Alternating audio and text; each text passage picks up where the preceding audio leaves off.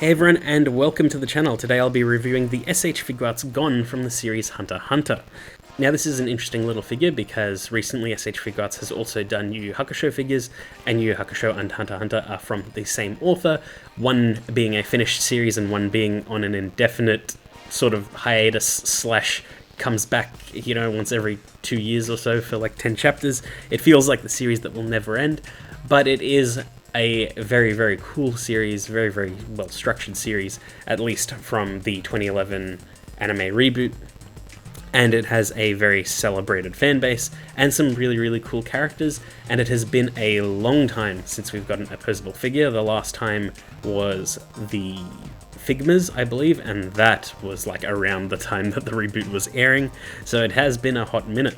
And we have also had like Nendroids in between and things like that, and the license has generally opened up to allow for more figures to be produced, but very few are from the first arc of the series, or the first arcs of the series, with the iconic looks of both Gon and Killua, because Killua will be coming soon. They've also teased Leorio and Kurapika, and I'm sure that they'll do Hisoka and some others later on, just because you might as well keep the ball rolling.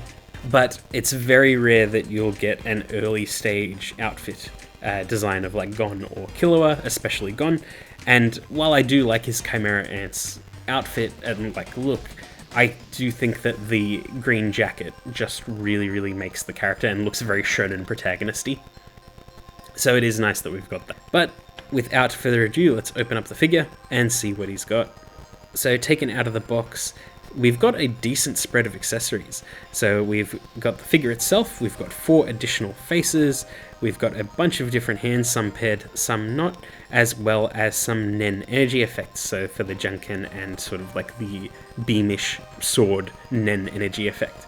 So it's a nice little thing. It's not super often that we get 2 energy effects with one figure, and we also get a really nice spread of faces. While the expressions could be slightly more varied, I feel like they've done a really good job here, and we will be getting into all of that. So taken out of the box and put on a display here is Gon, and he looks really, really nice. I do have one problem with him though, because while the detail work and paint is generally nice, my Gon does have a paint error on his chest, or at least that's the only one that I could find, which is a sort of messy application of the red trim around his chest and waist, where some of it hasn't been layered correctly, so you can see some of the green peeking out, and some of it has been splotchy in general. So on his right hand side, just around the trim, you can see just that over paint there, and in general you can just sort of see the green underneath in some areas. Kinda sucks. It doesn't really impact the figure too much, but it's just quality control shouldn't be an issue, really, and S.H.Figuarts unfortunately do have quality control issues fairly regularly, and that's just not a great look, especially with a higher end figurine producer. But other than that, the figure looks really, really good, definitely reads as Gon, and looks like they've captured that anime aesthetic just right. Here he is next to the S.H.Figuarts Yusuke Urameshi, so you can see how they scale with each other. The Hunter x Hunter figures feel like they're in their own scale altogether. Like, they are relatively in the 1/12 scale, but due to the art style and everything like that, they feel like they're there in their own sort of scale entirely. But still not a big problem, just they look a little bit stranger next to each other. But even then, Yusuke's meant to be like a middle school student, and he's like the height of a high schooler. That's just anime things. And here he is next to the S.H.Figuarts Blue Vegeta. Now, posability is where this figure shines. Similar to the Yusuke Urameshi, there is a lot to like about this figure. So he's got a ball joint at the head and neck, allows him to look up really far, pretty okay downward, but the upward motion is really nice. The arms can rotate all the way around. They can butterfly in a little bit, but it's enough with this design. The arms can rotate at the upper arm, double bend at the elbow with a really nice bend, a ball hinge at the wrist. The shirt cuff doesn't really get in the way, which is nice. There's a ball joint in the chest and waist. It does affect crunching just a little bit, but not nearly as much as you would think. And there is a waist swivel.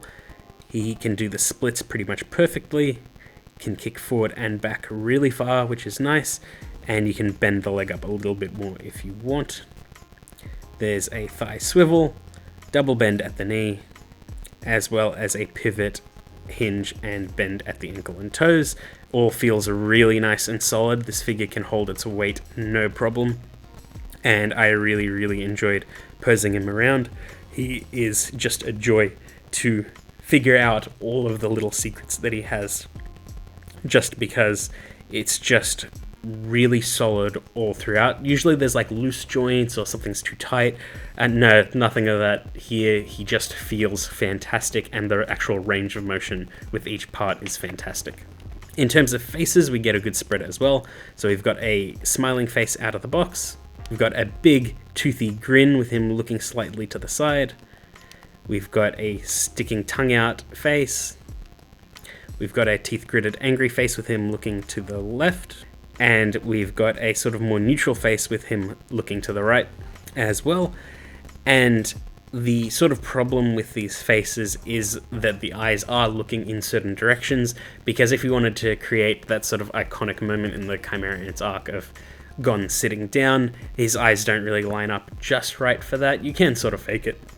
Unfortunately, I didn't do that in my B-roll, but it's just one of those things where it's like a front-on serious face would have probably been just a little bit better, as well as like front-on angry actiony face would have looked just a little bit better. It's fine as is, but if you wanted to go just that little extra level higher, it would have been nice.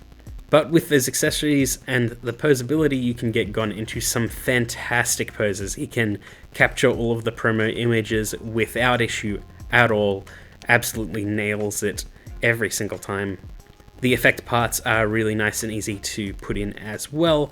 Everything works as it should, and they look really nice. I really like the transparent orange that they went for the Nen energy effect. Just looks really good and feels fantastic. I'm really looking forward to the Killua. As of recording, he's been released and he looks fantastic. I am just waiting on mine.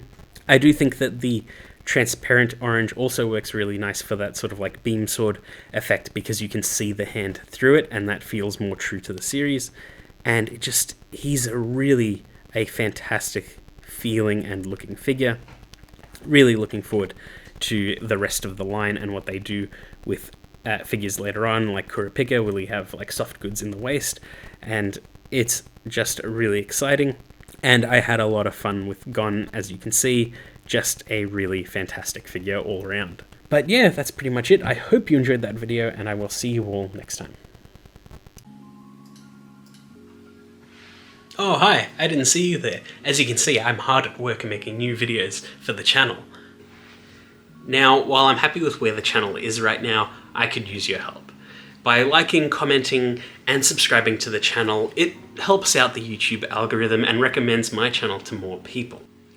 So if you like any of my videos, please let me know. It really helps out. And if you liked this one, please let me know too. It means a lot to me, and I really appreciate all of you guys.